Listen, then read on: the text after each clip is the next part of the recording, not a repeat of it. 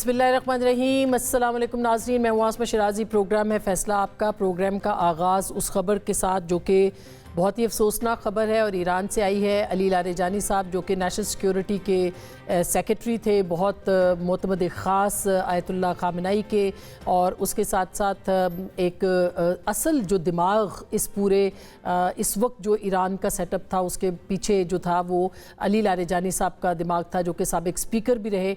और हाल ही में जो सऊदी अरब के साथ ताल्लुकात को बनाना, उनको कायम करना और उसमें एक गहराई लेके आना, उसके अंदर भी उनका नाम बहुत अहम जो है वो लिया जा रहा था। उनकी शहादत की इत्तलात हैं, गो के ऑफिशियली अभी तक ईरान ने अनाउंस नहीं किया कि अली लारेजानी साहब जो है वो शहीद हो गए, मगर इजरायली मीडिया ने ये चलाया था और उसके बाद से पूरी दुनिया के जो आउटलेट्स हैं उन्होंने रिपोर्ट किया।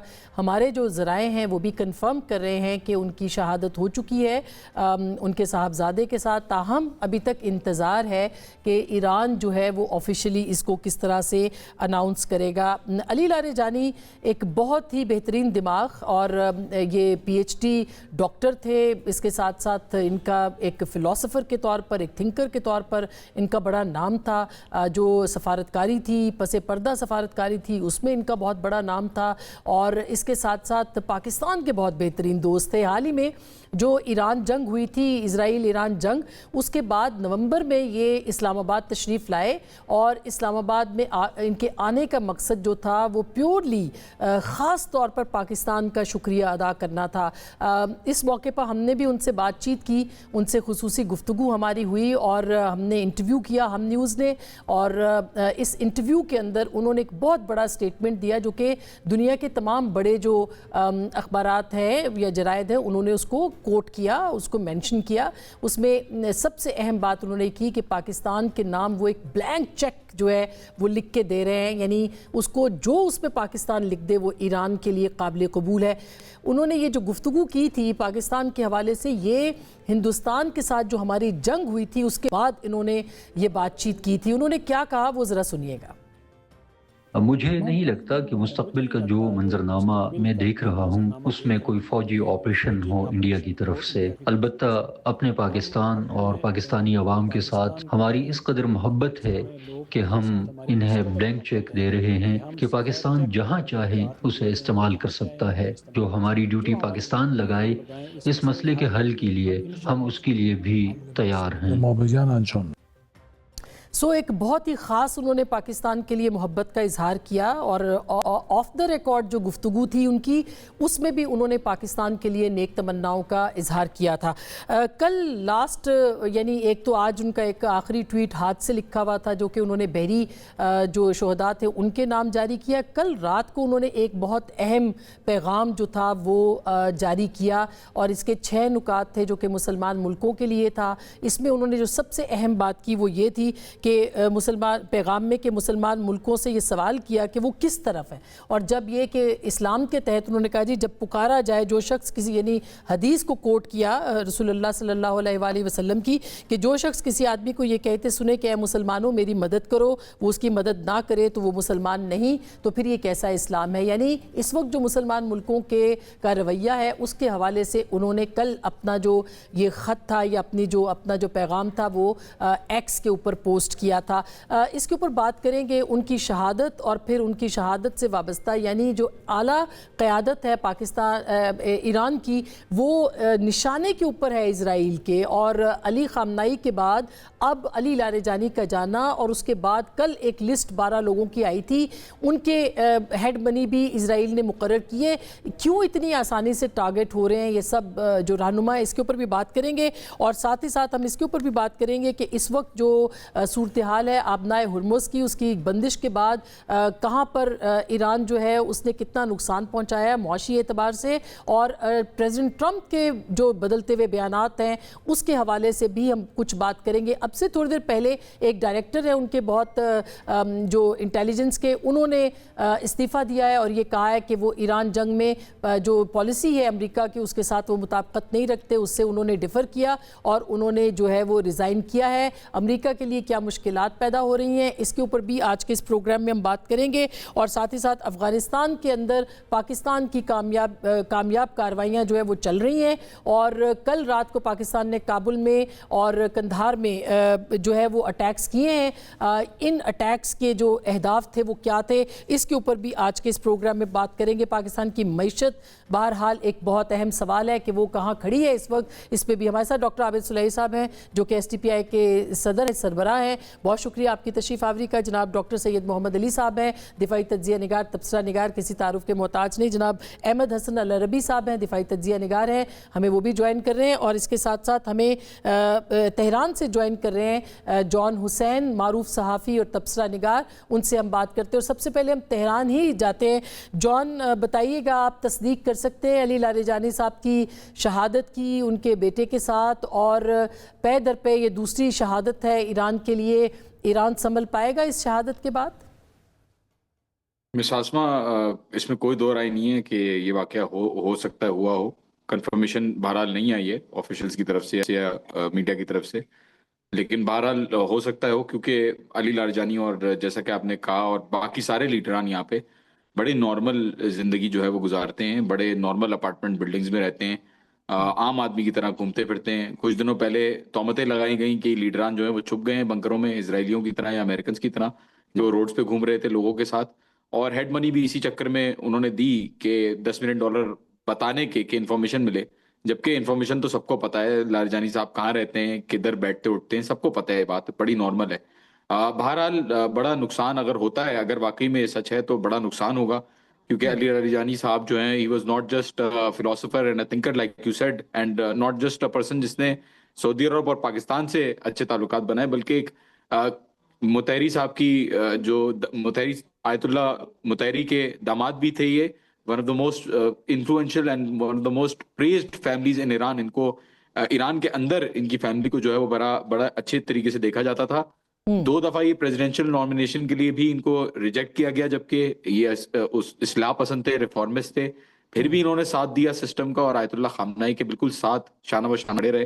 اور بس ان کا یہ ہے کہ جتنی بھی ابھی میسج یہی ہے کہ جتنی بھی لیڈرشپ ایران کی گئی ہے پہلے بھی اور ابھی بھی جو جا رہی ہے، اس سے امریکہ کو حاصل کچھ نہیں ہوگا، اور اسی لیے دوسرے لیڈرز بھی ابھی تک اپنے گھروں پہ ہی بیٹھے ہوئے ہیں، انہوں نے سیکیورٹی پروٹوکولز فالو نہیں کیے، جبکہ کرنے چاہیے میری نظر میں۔ نہیں، یہ میں جاننا چاہ رہی ہوں کہ جب آپ دیکھیں کہ ایک جو اسرائیل کے انٹیلیجنس کے، آپ نے ٹویٹر پہ دیکھا ہوگا، اس کو فالو کرتے ہوں گے آپ، انہوں نے کہا جی ہم نے تو ایک ہفتہ پہلے مار کر لیا تھا۔ ایگزیکٹلی، تو اگر اتنی زیادہ انٹیلیجنس وہاں پہ ہے، اور اتنی اگر دیکھا جائے تو اتنے جاسوس ہیں، آج بھی 500 جاسوس ایران نے پکڑے ہیں وہاں سے، تو پھر تو اس لیڈرشپ کو کہیں نہ کہیں تو کچھ سیکیورٹی کے میجرز لینے چاہیے۔ آپ کو کیا لگتا ہے کہ یہ کیوں اس طرح سے جو ہے وہ ایرانی قیادت سوچ رہی ہے؟ مس عاصمہ، آئی تھنک یہ میں آپ کو سچ بتاؤں تو میں بھی نہیں سمجھ پایا ہوں۔ بہرحال ان کا جس بندے سے میں نے پوچھا ہے، جس آفیسر سے میں نے بات کی ہے، کہتے ہیں خدا پہ اعتماد، مطلب ان کا ایمان کی طاقت بہت زیادہ ہے۔ میں جذباتی بات نہیں کر رہا، میں بڑا آبجیکٹیولی اس کو اسیس کر چکا ہوں، جس سے بھی میں بات کرتا ہوں۔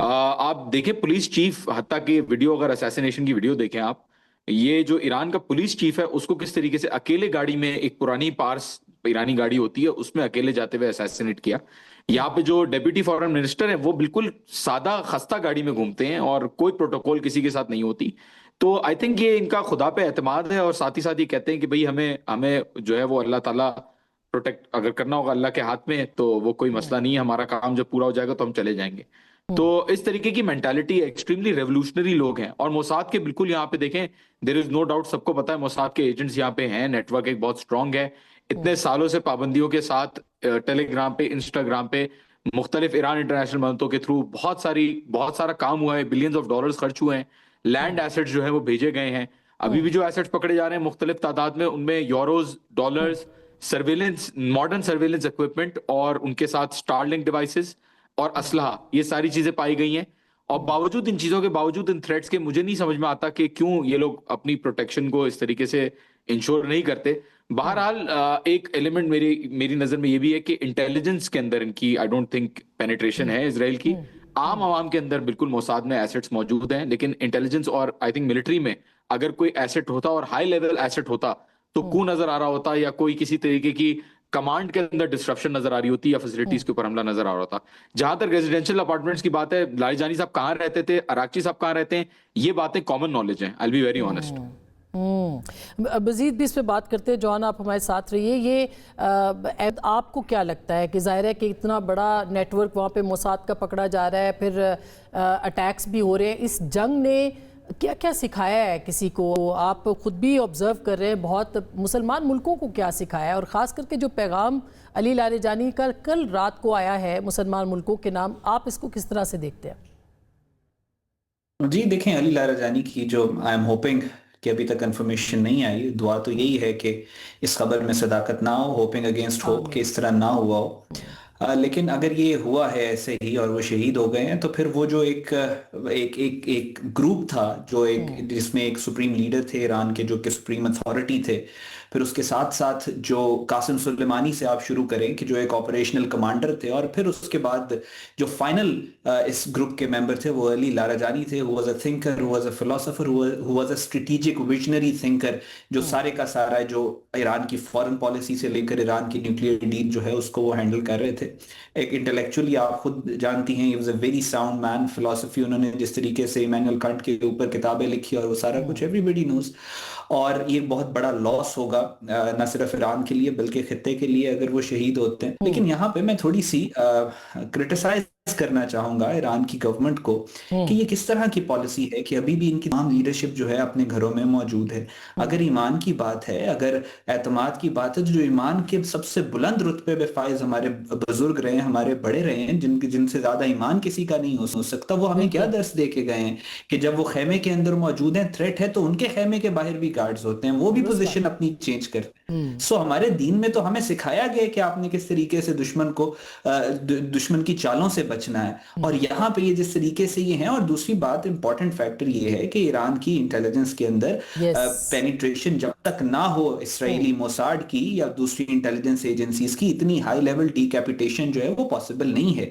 اسماعیل ہانیہ کی لوکیشن اندر سے کسی نے دی تھی، جو سپریم لیڈر ہے ان کے کوارڈینیٹس ڈسکلوز کیے گئے تھے. اس سے پہلے ایرانین پریزیڈنٹ، ایرانین فورن منسٹر قاسم سلیمانی، یہ تمام پاسبل ہی نہیں ہے اگر ہائی لیول کے اوپر پینیٹریشن نہ ہو. مجھے احمدی نژاد صاحب کا وہ بیان یاد آ گیا کہ جب انہوں نے کہا کہ ہم نے ایک ونگ بنایا جس کا کام اسرائیل پہ نظر رکھنا تھا. بہت عرصے کے بعد ہمیں پتا چلا کہ اس انٹیلیجنس یونٹ کا جو ہیڈ تھا وہ اسرائیل کا ایجنٹ تھا.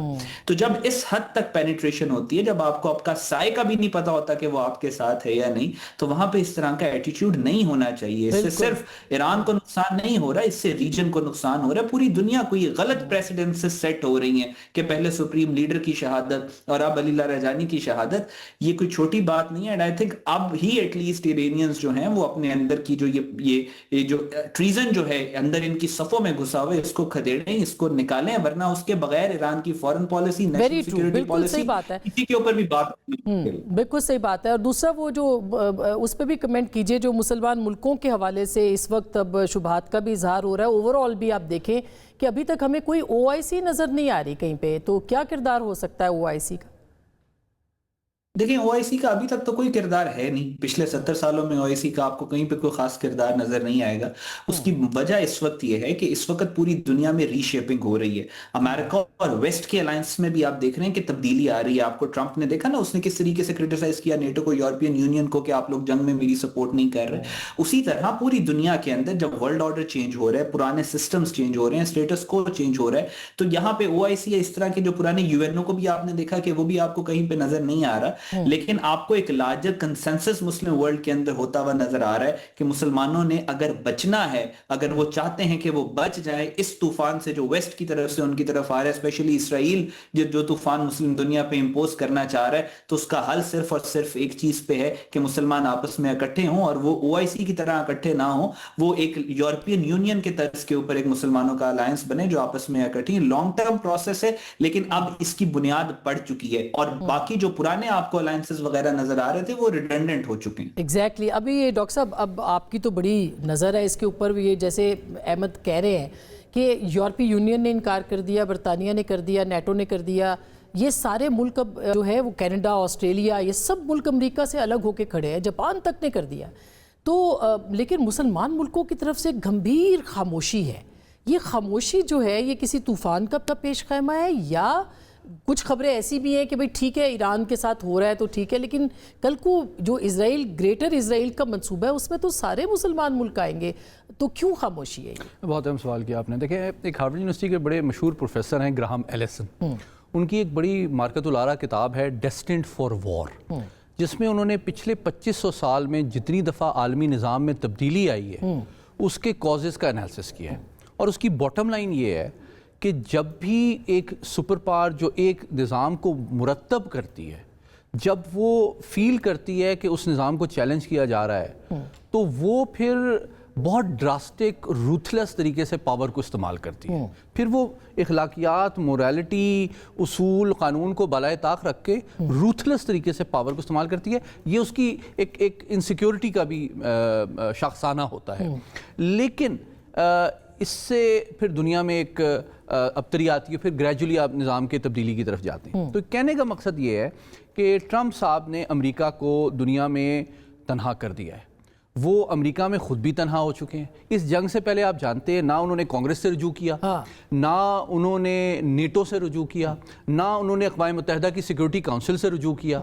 تو نہ انہوں نے پاپولیرٹی اور سپورٹ لی، نہ انہوں نے لیجیٹیمائز کیا، نہ انہوں نے اسٹریٹجک الائنس کو یوز کیا.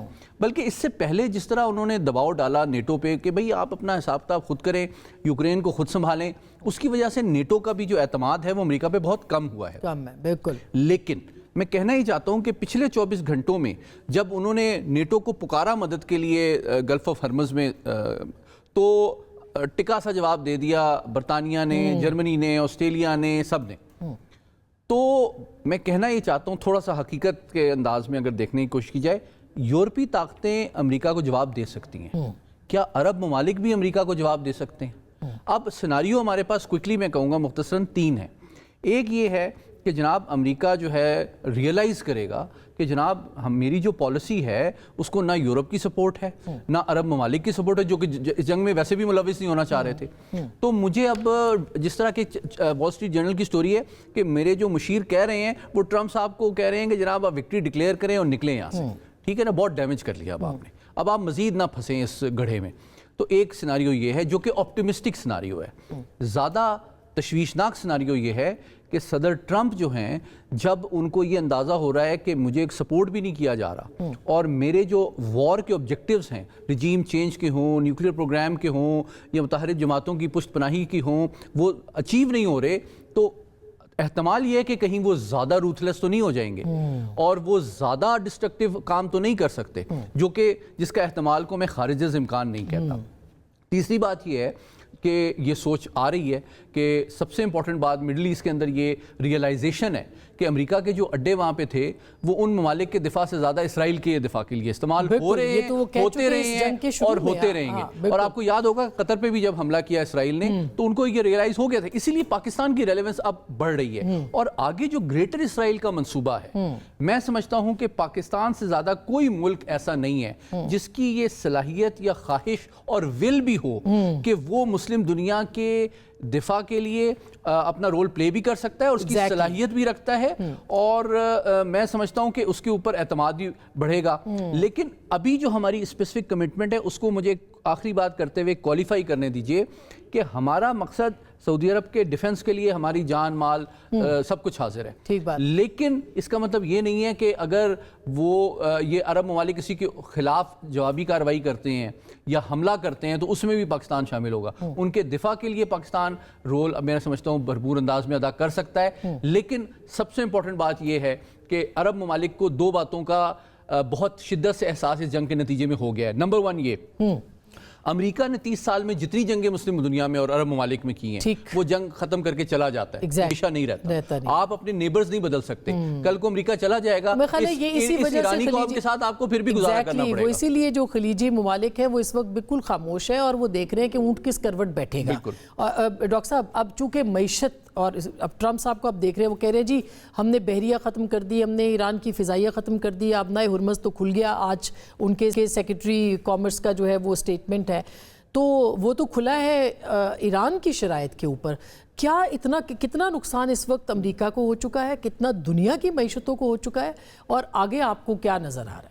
जी आसमा, आज तक के जो नंबर फाइनेंशियल टाइम्स ने कोट किए हैं, जो हमारे गल्फ कंट्रीज पेट्रोल बरामद करने वाले हैं, 16 अरब डॉलर की उनकी रेवेन्यू लॉस हुआ है। यानी अगर पिछले 17 दिन को आप देखें तो रोज़ाना तकरीबन $1 बिलियन उनका रेवेन्यू लॉस है सिर्फ पेट्रोलियम का। अगर हम कांग्रेस के चंद दिन पहले जो प्रेजेंट किए गए यूएस कांग्रेस में इस वार में जो अमेरिका की स्पेंडिंग थी आज से 4 रोज़ पहले, तो कुछ $16 बिलियन तक की स्पेंडिंग जो है वो 4 रोज़ पहले अमेरिका उस पर कर चुका था। लेकिन ये नंबर जो है ये बहुत सतही नंबर हैं। जब रिफाइनरीज बंद होती हैं, जब LNG गैस जिसको कि आप फ्रीज करते हैं, एक पॉइंट चिलर पे आप उसको गैस से लिक्विड की शक्ल में लेके आते हैं, जब वो प्लांट बंद होते हैं तो उनको रीस्टार्ट करना जो होता है वो बजाते खुद एक तवील प्रोसेस होता है। तो ये नहीं कि सुबह अगर सारा कुछ ख़त्म हो जाएगा तो कल ही ये रिफाइनरी सारी चलना शुरू हो जाएगी, ऐसा नहीं होगा। दूसरा, जो आबनाए हुर्मुज़ की हम बात करते हैं तो थोड़ा सा नाज़रीन को देखना होगा कि 33 किलोमीटर है जो इसकी नैरोस्ट नेक है, और उसमें भी जो डीप सी है जिसमें कि जहाज जो है वो सेल कर सकते हैं, वो 4 किलोमीटर उसकी चौड़ाई रह जाती है। अब ये एक ऐसा स्ट्रेटेजिक पॉइंट है ईरान के लिए, और ये पहली दफ़ा हुआ है कि ईरान ने आबनाए हुर्मुज़ बंद की है। ईरान हमेशा कहता था कि उसको बंद करेगा, लेकिन आज तक ईरान ने उसको बंद नहीं किया था। फर्स्ट टाइम उसको बंद किया है। जो शहादतों का जिक्र अभी आपने अपने इब्तदाइये में किया, आज ही की फाइनेंशियल टाइम्स की बड़ा इंटरेस्टिंग उसमें आर्टिकल है कि who is winning the war in middle east, कौन जीत रहा है। और उसमें जो उसकी कंक्लूजन है वो ये है कि सारे टैक्टिक हथियार और हर चीज़ पे अमेरिका को बरतरी है, लेकिन एक चीज़ जिस पे ईरान को बरतरी है वो उनकी एंड्योरेंस ऑफ पेन है, कि वो कितनी ज़्यादा पेन बर्दाश्त कर सकते हैं, कितना सस्टेन कर सकते हैं, सस्टेन कर सकते हैं इस जंग को। और उसका जो है कंक्लूजन वो ये निकालता है कि एक ऐसी कौम जो कि मरने से नहीं डर रही, जो कि अपनी पेन बर्दाश्त करने से नहीं डर रही, तो उस पर जो फतह को डिक्लेयर करना कि जी हमने वहाँ पे इंफ्रास्ट्रक्चर तबाह कर दिया या एयरफोर्स को तबाह कर दिया, तो अमेरिका जो है वो फतह वहाँ पे क्लेम नहीं कर सकता। अगर वो फतह क्लेम कर रहा होता तो फिर उसको अपने इत्तेहादी ममालिक से ये ना कहना पड़ता कि अपने बैरी बेड़े ले आए और आगे से उनको ना सुनने को मिलती, क्योंकि जीती हुई जंग में तो सारे साथ खड़े होते हैं। और जो फाइनल पॉइंट आसमें इसमें, अभी तो सिर्फ हम एनर्जी की बात कर रहे हैं। वर्ल्ड फूड प्रोग्राम ने आज एक वार्निंग अलर्ट दिया है कि अगर ये जंग जून तक ये सिलसिला जारी रहता है तो तकरीबन 50 करोड़ अफराद जो हैं वो शदीद ग़िज़ाई किल्लत का शिकार हो जाएंगे ईरान में भी, और आपकी जो कतर और बहरीन और कुवैत और UAE की जो फूड सप्लाईज हैं, जो कि अगेन इसी स्ट्रेट ऑफ हुर्मुज़ से गुजरती हैं, वहाँ पे फ्रेश जो फ्रूट और वेजिटेबल्स वो दस्तयाब नहीं होगी, वो दस्तयाब नहीं होगा, मेडिसिन दस्तयाब नहीं होंगी। तो ये एक, अब ये पाकिस्तान के लिए क्या है ये भी जानना है, क्योंकि एक ऑलरेडी इन्फ्लेशन इतनी ज़्यादा हो रही है, दिन ब दिन हम देख रहे हैं कि नंबर्स बढ़ रहे हैं, और इसका पाकिस्तान पे असर क्या होगा मुआशी एतबार से, उस पर भी हम बात करेंगे, और रीजनल उसके ऊपर भी। नेतन्याहू के बारे में भी खबरें आ रही हैं कि वो भी अब मतलब मुतज़ाद इत्तलात हैं, गो के रोज़ AI की बुनियाद के ऊपर कुछ कहा जा रहा है कि वीडियोज़ आ रही है, लेकिन क्या वो भी ज़िंदा है कि नहीं, ये एक अलग बहस जो है वो चल रही है। हम वापस आएंगे और इस पर भी बात करेंगे, लेकिन साथ ही साथ कितनी तवील ये जंग हो सकती है और क्या क्या नुकसानात हो सकते हैं, ब्रेक के बाद।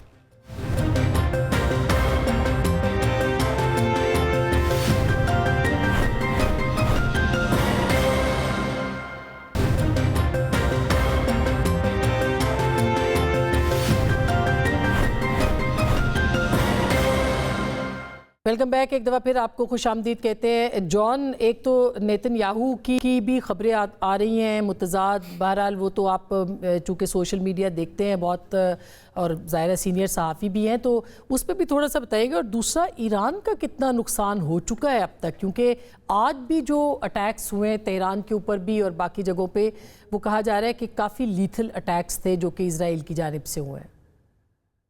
एब्सोल्युटली मिस आसमा, पहले अगर बात करें नेतन्याहू की, तो जो वीडियोस आई हैं पहली वीडियो में तो 6 उंगलियां जो दिखाई जा रही थी, उसको खैर चेक किया फ्रेम बाय फ्रेम, मैंने खुद भी देखा कि 5 ही हैं, लेकिन बहरहाल उसके कुछ दूसरी चीजें जैसे माउथ की सिंकिंग विद द वॉइस और उसके दांत गायब होना, ये चीजें में शक व शुबा था। तो उन्होंने दूसरी वीडियो रिलीज की कॉफी वाली वीडियो भी, उसके ऊपर नजर आ रहा था कि काफी असेसमेंट्स थे, एआई एक्सपर्ट्स ने कहा कि 89% या 92% एआई जनरेटेड है। फिर एक और वीडियो डाली जिसके अंदर रिंग उनकी नजर आ रही है कि एक हाथ में रिंग है और वो रिंग एकदम से गायब हो जाती है मैजिकली। तो उस पर फिर लोगों ने कहा ये भी एआई जनरेटेड है। और मुझे ये पता चला है यहाँ पे कि ये इस वक्त नेतन्याहू जो है वो कोमा में है और सिवियरली इंजर्ड है, क्योंकि इसको डायरेक्टली 2 दफा टारगेट किया गया है डायरेक्टली। और अभी भी कहा जा रहा है कि अगर ये जिंदा है तो इसको टारगेट कर रहे हैं कंसिस्टेंटली। कल भी जो वेव्स गई 57th वेव जो गई थी उसमें इसको टारगेट किया गया था। अगर हम बात करें ईरान के नुकसानात की, एब्सोल्युटली नुकसानात बहुत हुए हैं यहाँ पे। 30,000 से ज्यादा इंफ्रास्ट्रक्चर, जिसके अंदर 20,000 से ज्यादा रेजिडेंशियल यूनिट्स जो है वो उनको डैमेज किया गया है या तबाह किया गया है। उसके अलावा अगर बात करें रेजिडेंशियल यूनिट्स के, रेस्क्यू टीम्स के ऑफिसेज, रेड क्रिसेंट के, IRIB के ऑफिसेज मशहद में, तेहरान की जो IRIB की बिल्डिंग है उसके आसपास का पूरा एरिया जो है उन्होंने तबाह किया है थ्रू मल्टीपल स्ट्राइक्स, और बिल्कुल कारपेट बॉम्बिंग की सिचुएशन के साथ उनको हिट किया गया है। हॉस्पिटल्स 22 से ज्यादा जो है इफेक्ट हुए हैं। स्कूल्स आपको पता ही है किस तरीके से हमला किया गया है। इनकलाब स्क्वायर के ऊपर, फिरदौसी के ऊपर जो लोग थे इनकलाबी, उनको हमला करने की उनके ऊपर की है, मिसाइल्स गिराई हैं। रैली जो थी आपके सामने था, रैली जो हो रही थी उसके ऊपर जो है वो उसके ऊपर बॉम्ब गिराया गया। और उसके साथ साथ मैं अगर बात करूं रीसेंट अटैक्स की, तो रीसेंट अटैक्स में अब अमेरिका और इसराइल की पॉलिसी ये है, यहाँ पे नजर ही आ रहा है कि ये चुन चुन के पुलिस स्टेशंस अराक के अंदर, करज के अंदर, अब्दनान के अंदर, हमदान के अंदर, इस्फहान के अंदर, शिराज के अंदर और तेहरान के अंदर, इन सारे एरियाज के अंदर जितने भी इंफ्रास्ट्रक्चर्स हैं जो स्टेट ऑफ नेचर से, यानी जंगल के कानून से एक माशरे को उठा के सिविल सोसाइटी में डालते हैं, उन सारी सुतून को, मतलब पुलिस को, लॉ एनफोर्समेंट एजेंसीज को, कम्युनिकेशन इंफ्रास्ट्रक्चर को, इलेक्ट्रिसिटी को, इन सारी चीजों को टारगेट कर रहे हैं चुन चुन के। कोशिश ये की जा रही है आई थिंक कि किसी तरीके से एक ग्राउंड बनाया जाए। जो मोसाद के इन्फिल्ट्रेटर्स हैं, बिल्कुल सही बात की, पेनिट्रेशन बिल्कुल है यहाँ पे and there is no doubt, और इंटेलिजेंस में भी होगी। जो कॉन्टेक्स्ट में अली लारजानी के हिसाब से बात कर रहा था वो तो कॉमन नॉलेज के हिसाब से बात कर रहा था। तो बिल्कुल कोशिश की जा रही है कि किसी तरीके से यहाँ पे मोसाद को एक्टिवेट किया जाए। बड़ी पैमाने पे स्टारलिंक की डिवाइसेस पकड़ी गई हैं आज भी, जैसे कि आपने करेक्टली पॉइंट आउट किया। और ईरान में ये सारी चीजें होने के बावजूद हमें लाइफ जो है वो नॉर्मल होती हुई नजर आ रही है। ऑफिसेस खुले हुए हैं, बैंक्स खुले हुए हैं। CNN आया उसने भी कंफर्म किया, स्काई न्यूज आया उसने भी कंफर्म किया। तेहरान इवैक्यूएटेड नहीं है, लोग यहाँ पे घूम फिर रहे हैं, कोई जखीरा जो है वो जमा नहीं कर रहे लोग, कोई स्टॉक पाइलिंग नहीं कर रहे, कोई रैशनिंग नहीं हो रही। डिमांड एंड सप्लाई में चीजें कंप्लीट हैं। इकोनॉमी को मैं आपको बताता चलूं, रियाल की वैल्यू मजबूत हुई है और इस जंग के दौरान, तो एक कॉन्फिडेंस नजर आ रहा है कि ईरान ये जंग जीत रहा है, और इसके साथ साथ तेल भी वो चाइना को बेच रहा है।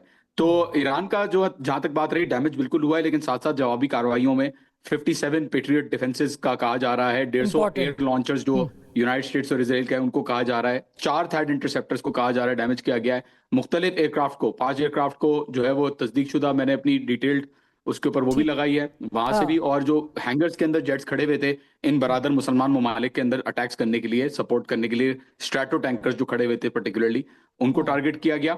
और साथ ही साथ आई थिंक अभी जो ईरान चल रहा है जिस पेस के ऊपर, मुझे नजर आ रहा है कि it is doing effective damage to Israel as well, जबकि वहां पे बहुत सेंसरशिप है। मतलब यहाँ पे तो दुश्मन मीडिया जो ईरान का है, CNN, उसको बुला लिया है ईरान ने। वहां पे इजराइल के अंदर अमेरिका के नहीं, वहां पे बहुत ज्यादा सेंसरशिप, बिल्कुल सही बात है अहमद। यही बात है कि अभी जो डॉक्टर साहब ने बात की, सैयद मोहम्मद अली साहब ने, कि यहाँ पे एक एटमी जंग का ख़तरा मौजूद है। उन्होंने एटमी का लफ्ज़ इस्तेमाल नहीं किया, मगर जो डेस्परेशन प्रेसिडेंट ट्रंप की नज़र आ रही है और इस जंग को जीतने के हवाले से, तो आपको क्या लगता है कि क्या वाकई अगर इस तरह के हालात हुए तो फिर तो पूरा रीजन, क्या पूरी दुनिया तीसरी आलमी जंग का शिकार हो सकती है?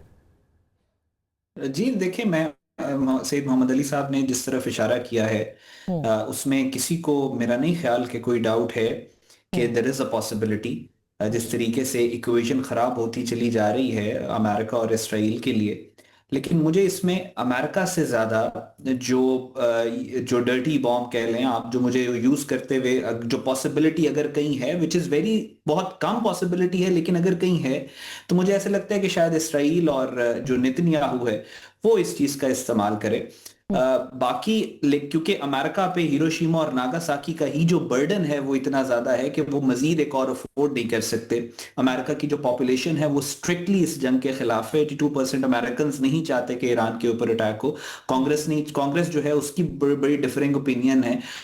आप उसको बर्नी सैंडर्स से लेकर बाकी जितने भी इंपॉर्टेंट वॉइसेस हैं आप उनको भी सुने तो वो भी कहते हैं कि इस जंग के अंदर अमेरिका को शामिल नहीं होना चाहिए। Donald Trump at the end of the day he is a politician, और पॉलिटिशियन एक हद से ज्यादा बर्डन और बोझ नहीं ले सकता अनपॉपुलर ओपिनियन का। सो मुझे ऐसा लगता है कि जो स्पॉइलर एलिमेंट्स है, जो रोग एलिमेंट है, जो अमेरिका के फॉर्मर प्रेसिडेंट है बिल क्लिंटन, उन्होंने भी कहा था कि जो जंग हो रही है ईरान इसराइल के दरमियान में वो इस वजह से हो रही है कि नेतन्याहू इक्तदार में रह सके। सो अगर इस तरह की कोई प्रोवोकेशन, और सिर्फ नेतन्याहू है इस सारी इक्वेशन में जो चाहता है कि ये जंग मजीद फैले, ये जंग लंबी हो। इसराइल का देखें वजूद इस वक्त खतरे में है। 5% इसराइली इसराइल छोड़ के जा चुके हैं। इसराइल के अंदर इस वक्त सबसे ज्यादा जो है ये वो हैं जो डिक्लेयर्ड हैं। कितने लाखों वैसे ही छोड़ के चले गए उनका पता ही नहीं है किसी को। वहां पे इतनी पैनिक जिस तरीके से ग्रिप कर चुकी है सोसाइटी को। इंटरनेशनली जो उन्होंने नैरेटिव 70 साल से बिल्ड किया था, 70 भी नहीं 150 साल से जो नैरेटिव बिल्ड करते आ रहे थे मजलूमियत का, वो पिछले 3 साल में खत्म हो गए। मोस्ट हेटेड कंट्री इस वक्त दुनिया की इसराइल है। Most hated prime minister Netanyahu है। सो इस सारी चीजों से डिफ्लेक्ट करने के लिए अगर कहीं पे कुछ इस तरह की पॉसिबिलिटी है तो आई थिंक इसराइल की तरफ से, लेकिन अगेन उसकी बहुत छोटी और बहुत कम पॉसिबिलिटी है। डॉक्टर साहब आपको क्या सैयद मोहम्मद अली साहब लगता है, क्योंकि आप देख रहे थे जो भी अहमद ने भी बात की है, लेकिन ग्रेटर इजराइल जो है, पहले भी हम बात कर रहे थे मुसलमान मुल्कों की, अब उसके जो बॉर्डर्स हैं या उसका जो नक्शा है वो तो बियॉन्ड ईरान है, और वो कहा जाता है कि पाकिस्तान के जो बॉर्डर है वहाँ तक आता है, या पाकिस्तान के अंदर के हवाले से भी अभी आप देखिए अफ़गानिस्तान के हवाले से ख़ास करके जो कहा जा रहा है कि जी ड्रोन्स उड़ रहे हैं, ये भी कहीं ना कहीं से तो हेल्प आ रही है। तो क्या ख़तरात हैं हमारे लिए भी इसमें? देखिए इसमें कोई शक नहीं है। ये हमारे जो साथी तेहरान से हैं ये आपको मुझसे बेहतर बता सकते हैं कि पिछले साल भी जब हमला किया गया ईरान पे तो उन्होंने बहुत बड़ी तादाद में ऐसे अफ़गान लोगों को गिरफ़्तार किया जो कि मुसाद और इसराइली इंटेलिजेंस के लिए काम कर रहे थे। तो हमें तो बिल्कुल कोई दो राय नहीं है। अभी हाल ही में आप जानती हैं कि जो बलोच टेररिस्ट हैं उन्होंने तो आलमी सतह पे, आलमी मीडिया में ये कहा है कि हम वेलकम करते हैं ईरान के ऊपर हमले को और हम मुकम्मल साथ देने के लिए तैयार हैं इसराइल का। तो हमें कोई गलत फहमी नहीं होनी चाहिए कि इसराइल हो, अफ़गान तालिबान हो, भारत, इसकी एक नेक्सस मौजूद है, आइडियोलॉजिकल भी है, जियोपॉलिटिकल भी है। मैं आपको क्विकली बताऊं, देखें ये हुस्न इत्तफाक तो नहीं था कि जो पाकिस्तान इस्लामाबाद में एक इमाम बारगाह पे अटैक हुआ, जो कि क्लियर उसका ऑब्जेक्टिव और टाइमिंग से नज़र आ रहा है कि हमारे यहाँ सेक्टेरियन वायलेंस क्रिएट किया जाए, वो नाकाम हो गया अल्हम्दुलिल्लाह हमारी लीडरशिप और हमारी कौम की विजडम और सिंसेरिटी की वजह से। तो प्लान बी एक्टिवेट किया गया। अगले दिन 53 पोस्टों पे अफगान तालिबान से पाकिस्तान पे हमला करा दिया गया। आपका ख्याल है कि एक दिन वो हिब्तुल्ला साहब उठे और उन्होंने कहा 53 जगह पाकिस्तान पे हमला हो जाएगा? ये प्लान मौजूद था, उसके लॉजिस्टिक्स, प्लानिंग, ट्रेनिंग मौजूद थी, तो उन्होंने किया ना। हमने उसका भी दंदान शिकन जवाब दिया ताकि पाकिस्तान की जो कुव्वत है, हमारी जो फोर्स और कैपेबिलिटी है, उसको उस तरफ डाइवर्ट किया जाए और हमारे दरमियान गलत फहमियाँ पैदा की जाएँ। तीसरा चीज़ को आप लिंक करें कि जनाब जो BLA और BLF हैं वो अपनी ऑफ़र कर रही है अपनी सपोर्ट इसराइल को कि हम तैयार हैं, क्योंकि एक पहलू जो है वो रजीम चेंज का है, लेकिन उससे ज़्यादा सीरियस और हसास जो मामला है वो प्लान C है, that is balkanization of Iran, जिसमें जो कोर है ईरान का, जो कि शिया आइडियोलॉजी से या उनके सियासी निज़ाम से ताल्लुक़ रखता है, लेकिन जो पेरिफरी नॉन शिया नॉन पर्शियन हैं, जिसमें कुर्द हैं, जिसमें बलोच हैं, उनको इंसाइट करके आम करने की का प्लान मौजूद है। इसलिए हमें भी चौकन्ना रहना चाहिए और जो बलोच नेशनलिज्म है और बलोच टेररिज्म है उसको हमारा कॉमन दुश्मन है। साथ ही साथ जो मैं समझता हूँ, देखें तो अभी जो अफगानिस्तान में जैसे आज आपने देखा कि पाकिस्तान ने जो कल हमले किए हैं उसके ऊपर ये कहा गया कि वहाँ पे शायद जो अटैक्स थे वो हॉस्पिटल के ऊपर हुए हैं। आपको लगता है अहदाफ पाकिस्तान जो है वो क्लियरली देखभाल के सिलेक्ट कर रहा है और उसको फिर कामयाबी से अटैक कर रहा है, और ये जो प्रोपेगेंडा है, वॉरफेयर है ये बाकायदा, ये किस तरह से इसके साथ निपटा जाए? लेकिन 4 बातें। पहली बात ये है कि पाकिस्तान को कोई फ़ायदा नहीं है किसी सिविलियन टारगेट को हिट करने का। पहले तो इस चीज़ को क्लियर करना ज़रूरी है, या तो आपको कोई फ़ायदा हो। दूसरी बात यह है कि हमारा ऑब्जेक्टिव जो है दहशत गर्दी के मराकज़ का खात्मा है, ये हमारा वाहिद ऑब्जेक्टिव है। چونکہ ہم تو توقع کرتے ہیں کہ جی جو کابل انتظامیہ یہ خود کرے، وہ نہیں کر رہے، اور ہم نے ان کو آفر بھی کی کہ ہم آپ کی سپورٹ کرتے، چلیں مل کے کر لیتے، وہ نہیں کر رہے تو پھر ہم کر رہے ہیں۔ تیسری بات جو ان کا بیانیہ اور موقف ہے کابل انتظامیہ کا، وہ یہ واضح کر رہا ہے کہ نہ صرف ملیٹیرلی بلکہ نفسیاتی، سیاسی اور سفارتی اعتبار سے بھی وہ ان کو ڈیفینڈ اور پروٹیکٹ کر رہے ہیں۔ بالکل۔ تیسری بات، سب سے بڑا ثبوت یہ ہے کہ جب یہ اٹیک ہوا ہے تو پہلی بات یہ ہے کہ یہ وہاں پہ کوئی ہسپتال اور اس طرح کی چیز نہیں ہے، وہاں پہ جو سیکنڈری ایکسپلوژنز ہوئے ہیں یہ ظاہر کرتے ہیں کہ جب اس جگہ کو ہٹ کیا گیا ہے تو وہاں پہ آتش گیر مادہ موجود تھا جو کہ فردر اگنائٹ ہو کے سیکنڈری اور تھرڈ اس میں ایکسپلوژنز ہوئے ہیں، جو کہ کوئی ہسپتال میں تو آتش گیر مادہ نہیں ہوتا۔ اور چوتھی بات یہ ہے کہ اگر ان کا جو الزام ہے کہ جی یہاں پہ 400 سے 500 زیادہ ہلاکتیں ہوئی ہیں، تو جناب آپ دکھائیں کہ آپ 400-500 لوگوں کا جنازہ کہاں ہوا ہے، ہم دیکھنا چاہتے ہیں وہ کون لوگ ہیں، ان کو آئیڈینٹیفائی کریں اور ان کا جنازہ کریں اور بتائیں کہ وہ کون لوگ ہیں۔ تو بات یہ ہے کہ یہ وہ جھوٹ کے کوئی پاؤں نہیں ہوتے، ظاہر ہے وہ ایک پروپیگنڈا تو چل رہا ہے بالکل کر رہے ہیں، اور اس میں ان کو کمپلیٹ سمپتھی اسرائیل کی اور سپورٹ بھارت کی شامل ہے، مل رہی ہے۔ بالکل۔ اچھا ڈاکٹر صاحب، اب یہ دو جنگیں جو ہو رہی ہیں، ایک تو پاکستان کی ہو رہی ہے افغانستان کے ساتھ ایران کے اوپر، اور اس میں تو آدھی دنیا جو ہے وہ انوالو ہو گئی ہے۔ آپ نے فوڈ انسیکیورٹی کی بات کی، پاکستان کے لیے کیا خطرات ہیں؟ کیونکہ ظاہر ہے ہمارا جو دو بارڈرز ہیں وہ تو اس وقت جو ہیں وہ انگیجڈ ہیں۔ اسفت دیکھیے، ہم ابھی تک تو بات کر رہے ہیں پیٹرولیم پروڈکٹ کی قیمتوں کی اور اس کا جو مہنگائی پہ اثر آئے گا، اس کا انٹرسٹ ریٹ پہ اثر آئے گا۔ اگر یہ جنگ طوالت پکڑتی ہے تو قیمت پیچھے رہ جائے گی، پھر سپلائی کی بات جو ہے وہ ہونا شروع ہو جائے گی۔ آج اللہ کا شکر ہے کہ ہمارے پاس 27 دن کا پیٹرول اور 21 دن کا ڈیزل موجود ہے، لیکن اگر یہ سپلائز جو ہیں ان میں کوئی تعطل آتا ہے یا ریڈ سی سے بھی سپلائز میں کوئی تعطل آتا ہے تو اس کی، مگر ایران نے گزرنے دیا ایک جہاز تو پاکستان آپ کا سعودیہ سے جو ہے وہ تو ریڈ سی سے بھی آلٹرنیٹیو روٹ موجود ہے، لیکن اگر کسی طرح کا تعطل آتا ہے، کوئی ریفائنریز جو ہیں وہ فنکشن نہیں رہتی، تو یہاں پہ سپلائی کی جو سچویشن بنے گی وہ ایک پینک کریٹ کرے گی۔ ابھی بھی جب ہم اس ساری آسٹریریٹی اور توانائی بچت مہم کی بات کر رہے ہیں، اس میں ایس ٹی پی آئی سے جو بات پوچھی گئی تو ہمارا یہی تھا کہ بڑا کیلکولیٹڈ اقدامات ہونے چاہیے، یہ نہ ہو کہ آپ کیو آر کوڈ اور گاڑیوں پہ راشننگ کے ذریعے ہورڈنگ جو ہے اس کی طرف لوگ چل نکلیں۔ فی الحال مارکیٹ میں پینک اس لیے نہیں کہ اگر مجھے 10 لیٹر پیٹرول چاہیے تو میں 10 لیٹر ہی ڈلوا رہا ہوں، لیکن اگر مجھے یہ پتا ہو کہ پتہ نہیں کل یہ کوٹے پہ ملے گا یا نہیں ملے گا، تو میرے گھر میں اگر پینک ہو جائے گا تو میں جا کے پورے ہفتے کا ڈلوانے کی کوشش کروں گا، جو کہ خام خواہ کے۔ آپ کو لگتا ہے اب تک گورنمنٹ نے اچھا مینیج کیا ہے؟ ابھی تک بڑا اچھا مینیج کیا، اور ہمیں کسی پینک سچویشن میں نہیں آنا ہے۔ یقینی طور پہ حکومت اس کو مینیج کر رہی ہے۔ جو ایک اور بڑا امپیکٹ میں دیکھ رہا ہوں وہ ریمیٹنسز کا ہے۔ ریمیٹنسز اسپیشلی گلف کنٹریز سے جو آپ کو رقم آ رہی تھی، ہماری ایکسپورٹ سے زیادہ جو ہے وہ ہمارے تارکین وطن پاکستان میں بھیجتے تھے۔ اب یہ سچویشن ایسی بنی ہے کہ یہ پیک ٹورزم سیزن ہے یو اے کے لیے۔ گرمیوں کا موسم سٹارٹ ہونے سے پہلے یہ والا جو موسم ہوتا ہے، اس میں ٹورسٹ وہاں پہ جاتے تھے، ایسٹر بریکس پہ جاتے تھے، ہمارے اپنے اس خطے کے لوگ وہاں پہ جاتے تھے۔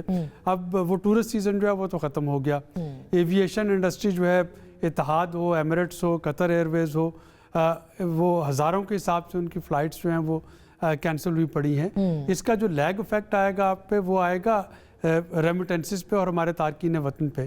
ابھی بھی جو وہاں پہ بدقسمت سانحات ہو رہے ہیں، آپ دیکھیں کہ زیادہ تر جن کی ہلاکتیں ہوئی ہیں، اموات ہوئی ہیں، وہ پاکستانی ہیں، وہ فلپینو ہیں، ایشیائی ہیں، جو کہ مجبوراً فوڈ ڈیلیوری رائڈر کے طور پہ یا کسی وجہ سے وہاں پہ سڑکوں پہ ہیں۔ میں مزدور ہے۔ ہاں، ابھی میں 7 دن وہاں پہ دوحہ میں رہ کے آیا ہوں اسٹینڈرڈ، تو وہاں پہ سوائے ان تارکین وطن کے کوئی بھی جو تھا وہ آپ کو سڑک پہ نارمل جو ہے ٹریفک وہ نظر نہیں آ رہی۔ تو یہ ساری وہ چیزیں ہیں جو کہ امپیکٹ کریں گی۔ اب جو فوڈ سیکورٹی کی بات تھی، لیٹس سے کہ سعودیز جو ہیں وہ آپ سے گندم یا آپ سے وہ فریش ویجیٹیبلز مانگنا شروع کر دیتے ہیں، جو کہ پاکستان کے لیے ایک ایکسپورٹ اپرچونٹی ہو سکتی ہے، لیکن in the medium to long term تو وہ ایکسپورٹ اپرچونٹی ہوگی۔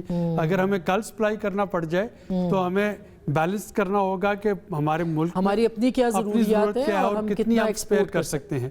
تو یقیناً اس کا جو میں ونڈ فال افیکٹ دیکھ رہا ہوں کہ आने वाले दिनों में, आने वाले सालों में जो मिडल ईस्ट है वो कोशिश करेगा कि पाकिस्तान में या अपने दूसरे ममालिक फॉर एग्जांपल इंडिया में वो अपनी फूड सिक्योरिटी रिक्वायरमेंट पूरा करने के लिए इन्वेस्टमेंट करना शुरू कर दें। और SIFC जो एक प्लान लेके आई थी चोलिस्तान को आबाद करने का, थर को आबाद करने का, वो मैं वाक़तन होता हुआ देख रहा हूँ इस जंग के बाद, क्योंकि अब मिडल ईस्ट को अपनी ग़िज़ाई ज़रूरियात पूरा करने के लिए एक ऑल्टरनेटिव जो है वो स्पॉट चाहिए होगा। लेकिन इमीडिएट जो है वो ख़तरा ये है कि ये ना हो कि पाकिस्तान में जो अशियाए खुर्दोनोश है उनकी कमी हो जाए और उनकी कीमत जो है आसमान पे पहुंच जाए। तो बड़ा कैलकुलेटेड इस वक्त चलना होगा हमें। काफ़ी इस वक्त दिक्कत है। जॉन, वहाँ पे क्या सूरत हाल है तेहरान में या ईरान में? वहाँ पे अशियाए खुर्दोनोश की भी और दीगर भी ज़ाहिर कहा जाता है कि वो सेल्फ सफिशेंट तो हैं, लेकिन अगर ये जंग तवील होती है जो कि नज़र आ रही है होती, तो फिर क्या सूरत हाल हो सकती है? मिस आसमा, बहुत अच्छा सवाल है। यहाँ टूथपिक से लेकर रॉकेट तक ईरान हर चीज़ खुद बनाता है। जो चीज़ें इंपोर्ट करनी होती हैं वो प्राइमरीली चाइना से इंपोर्ट होती हैं, सोलर पैनल्स और डिफरेंट टेक्नोलॉजिकल चीज़ें, या फॉर एग्जांपल कोई और चीज़ अगर बात कर लें इलेक्ट्रॉनिक्स के हवाले से। जहाँ तक पेट्रोल की बात रहती है, डीजल की बात रहती है, 4.5 रुपये लीटर जो है वो ईरानियों के लिए है, 8 रुपये लीटर वैसे जिसके पास कार्ड नहीं है उसके लिए है, और फिर एक कैप के बाद वो 15 रुपये लीटर तक पहुँच जाता है, लेकिन it is very cheap. Food supply की बात करें तो यहाँ पे एक्सेस में है चीज़ें, और डिमांड एंड सप्लाई का कोई इशू नहीं है, रैशनिंग नहीं है। इनफैक्ट मतलब यहाँ पे तो डिस्काउंट पे चल रही हैं चीज़ें, जो दूध, अंडे और रोज़ाना की मर्रा की चीज़ें। इट इज़ हाईली सब्सिडाइज्ड, क्योंकि कोई स्टॉक पाइलिंग जो है वो ईरानी नहीं करते इन टाइम्स में। 12 दिन की जंग में भी मैं यहाँ था, मैं ये चीज़ कवर कर रहा था, अभी भी ऐसा ही है। स्काई न्यूज़ और CNN ने भी ये चीज़ कंफर्म कर दी है। तो आई थिंक बड़ा ब्राइट फ्यूचर है। अगर कल को फॉर एग्जांपल ईरान से तेल ले पाकिस्तान, ईरान के साथ गैस पाइपलाइन भी कंप्लीट हो जाए, आई थिंक बहुत ब्राइट इट इज़ हमारा बीइंग अ पाकिस्तानी, मैं भी कहता हूँ कि इट इज़ हमारा फ़ायदा भी होगा। और उसके साथ साथ एक बहुत बड़ी थ्रेट जो इजराइल की यहाँ होने की है, देखें भले मैं कहता हूँ 300 रुपये पेट्रोल वक्ती तौर पर बढ़ जाए, लेकिन ये थ्रेट ज्यादा बड़ी है, या ये थ्रेट ज्यादा बड़ी है कि इजराइल बराबर में आके बैठ जाए पाकिस्तान के। तो आई थिंक इस कॉन्टेक्स्ट में अगर वेइंग एनालिसिस करें और ईरान का आर्टिकल 51 के अंडर, UN चार्टर के अंदर जो डिफेंस है उसको नोट करें, और मैरीटाइम बाउंड्रीज के अंदर स्ट्रेट ऑफ हॉर्मुज को बंद करने की बात करें, और इन कॉन्टेक्स्ट ऑफ अटैक्स को जो सपोर्ट किया जा रहा है गल्फ कंट्रीज की तरफ से उसको देखें, तो आई थिंक आगे जाके बेस्ट यही है कि अमेरिका इस रीजन से जाए और पाकिस्तान, ईरान, सऊदी अरेबिया, तुर्की, रशिया, चाइना ये मिलके अपना एक ब्लॉक बनाएं। करे। और अहमद बिन जासिम साहब ने तो बड़ा ज़बरदस्त इसके प्लान भी दिया है। अहमद, एक जुमला मैं लूँगी, आप क्या कहते हैं इस पे? मुज्तबा खामनाई साहब जो नए लीडर हैं वो कह रहे हैं कि हम बिल्कुल जंग बंद नहीं करेंगे, तवील तो है ही है, इम्पैक्ट क्या आपकी नज़र में होगा इत्तेहाद के हवाले से मुसलमानों के? देखिए, मैंने जैसे प्रोग्राम के शुरू में भी कहा था कि ये बदलते अलायंसेस, बदलते वर्ल्ड ऑर्डर का दौर है।